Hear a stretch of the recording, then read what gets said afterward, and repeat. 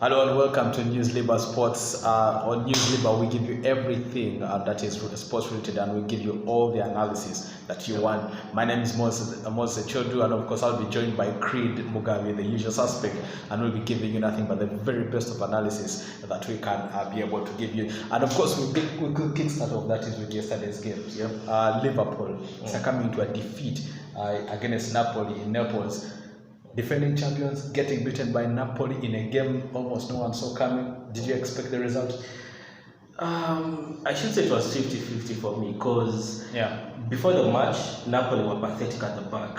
During the match, after the 45 minutes, they were doing what they're supposed to do, play good defense and as well attack. So you could really tell that the transition from the back to their strikers or to the upfront players was really balanced. Koulibaly, Kostas, Manolas were playing very good defense at the back, and also even the fullbacks. So for me, after the 45 minutes, I knew that it wasn't really going to be a walk in the park for Liverpool. Yes, of course. Yesterday we talked about how Napoli's defense would need to do a lot of work, and of course that is Koulibaly and Kostas Manolas came off with a wonderful performance at the front. We talked about the likes of that is Lozano and of course Chris Martins. What a performance from those lads! But we cannot write away the kind of performance that Sadio Mane as well had for Liverpool. Brilliant performance from him, individual brilliant performance. It was hard to see that is at the likes of Roberto Firmino impact on this game, but at the end of the day, Liverpool succumbed to that one, that 2-0 loss to Napoli. The other game, Barcelona drawing at the Signal Iduna Park, the BVB Stadium, against Borussia Dortmund. Did you see this coming? I was actually surprised Dortmund failed to win. Exactly. And the football is unfair. They were really unlucky not to win. When you talk about football being unfair, you also talk about VAR being unfair. Exactly. Because you look at the penalty that Marco Reus had. 3 Barcelona players ran into the 18-yard area.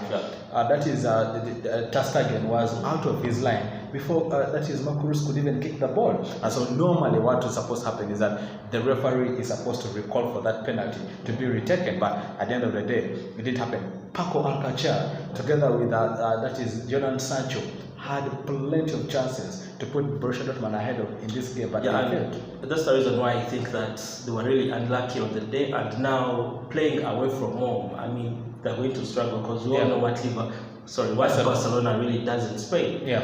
Because that was a chance for Dortmund, but nevertheless, I can't completely write them off. I think that at least they have tested the depth of the waters. They know what to do. Make sure that you create the chances, convert from them, and as well just play a good defense, because they played the kind of football I suspected them to play. All right. Of course, the other big game that we did cover yesterday had the game that is between Chelsea and Valencia. We all expected Chelsea comfortably at home at Stamford Bridge to make whitewash of Alberto's team. Remember that there were a bit of issues in the dressing room.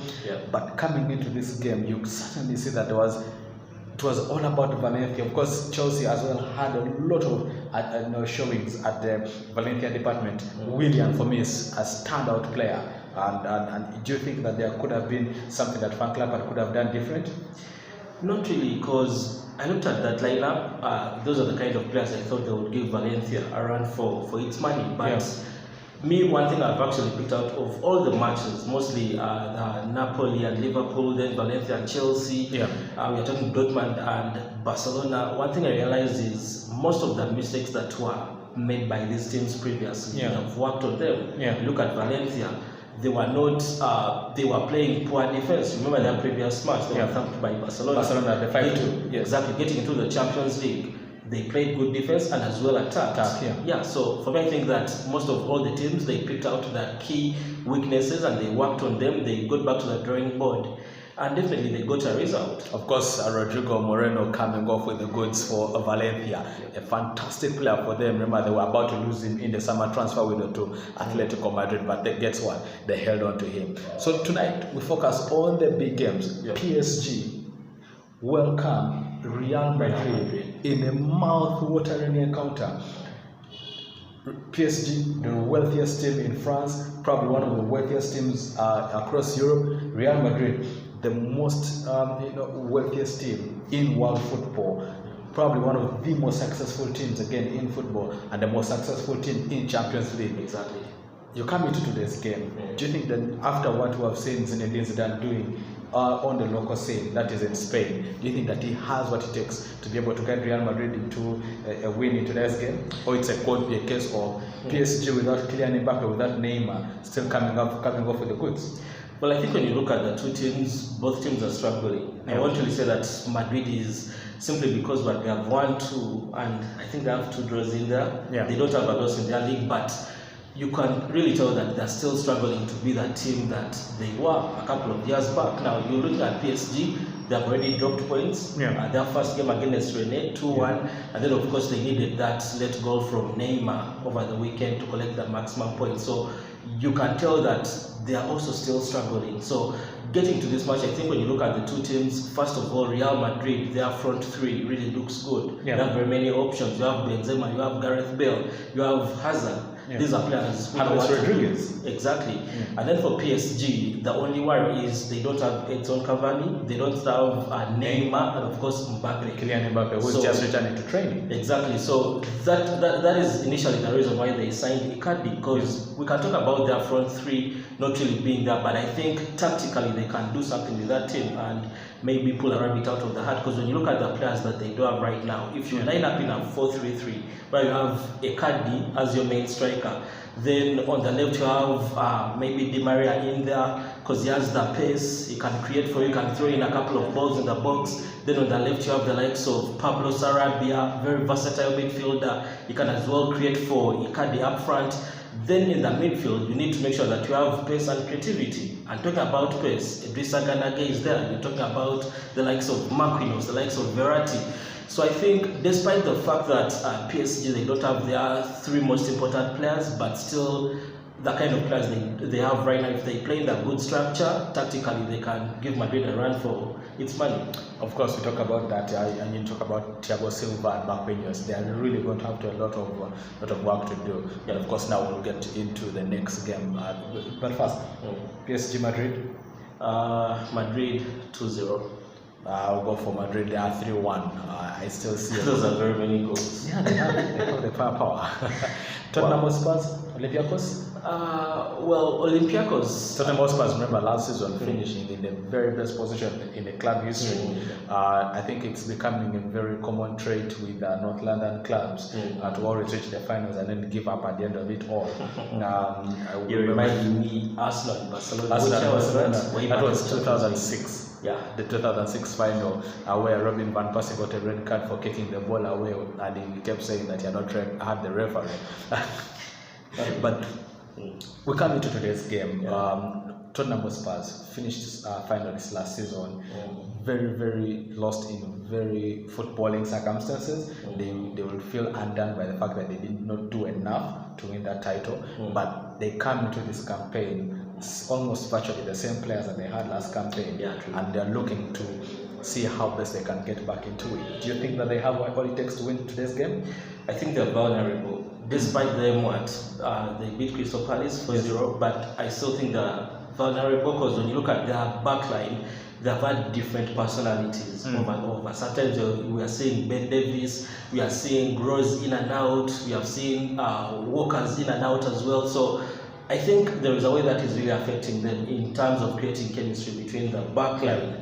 And to me, they're playing against Olympiacos. Olympiacos has really been organized in that sort of transition they have been in, because Pedro Martins, I think he has assembled a team that can score goals, because already they have scored more than 5 goals in their last 2 matches. So they have the ability to score goals. And I think the only difference with this Olympiacos team, that business they did in the summer is really good for them, because Yusuf El Arabi has actually been the standout striker who has been getting them the goals. And not forgetting the creative minds of Matthew Valbuena in the midfield, and of course the likes of Lazar Rajavolik in there, then even at the back as well been playing good defense. So when I look at this Olympiacos team, they are well balanced compared to Spurs. I know for Spurs you can talk about the likes of Eriksson, Son as well, and Kane, but if you can't defend, for me you can't win the games, especially if you're playing against a team that is balanced, a team that has the ability to score goals, because they'll keep on scoring, you'll keep on having the ball, but what really matters are the scores at the end of the 90 minutes. Have you played good defense? Have you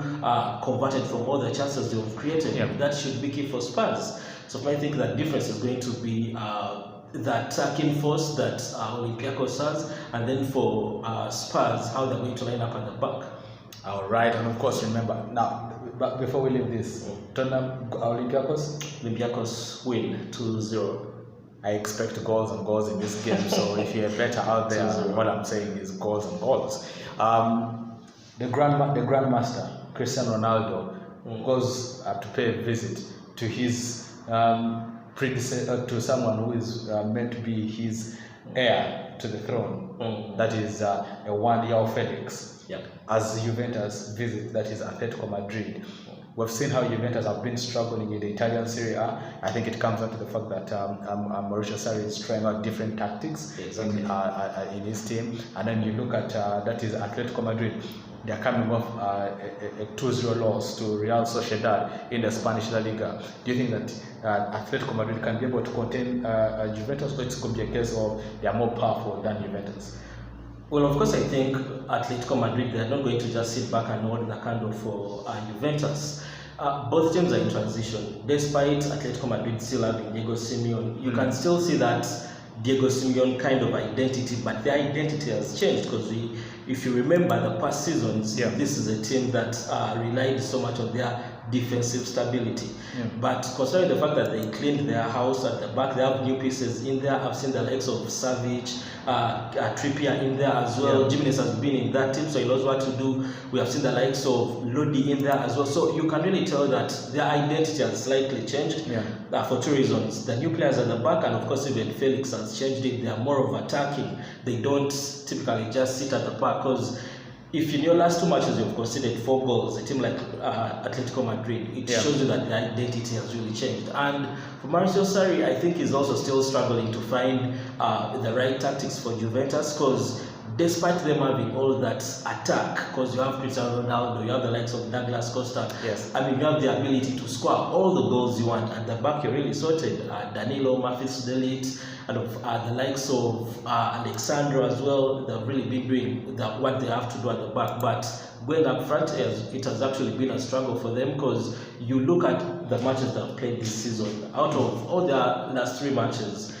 the only 2 victories have been a 1-goal margin. Remember the first match against Parma 1-0, then that 4-3 against Napoli. Then that draw over the weekend against Fiorentina 0-0. So they're struggling to score goals despite them having the attackers in there. And getting into this match, I think it's going to be the same thing, because Mauricio Sarri is going to be forced to change the tactics, because Douglas Costa had actually been a regular in his tactics or in his lineups, but he's out injured. So that means that Mauricio Sarri still has to change the tactics to make sure that he accommodates other players. So definitely we could see Paulo Dybala coming into that position. Exactly, but still we can't write off Juventus. I think they have a man who has the ability to switch on the lights in the Champions League, and that's Ronaldo. Ronaldo, definitely, having won close to 4 trophies in his career, that is with the Champions League. And of course, remember that there are other games that are going to be happening tonight. That is Club Brugge will be entertaining Galatasaray in what promises to be another cracker,